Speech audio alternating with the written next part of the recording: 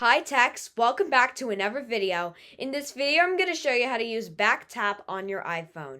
You see, with BackTap, you can enable to do a quick double or triple tap on the back of your iPhone, which can trigger accessibility, specific actions, and more.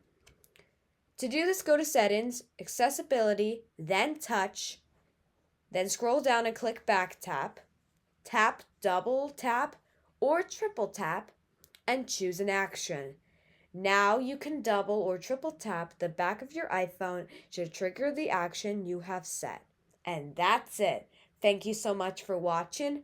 Like and subscribe if you enjoyed the video, and I'll see you in the next one. And keep tapping your way throughout the day.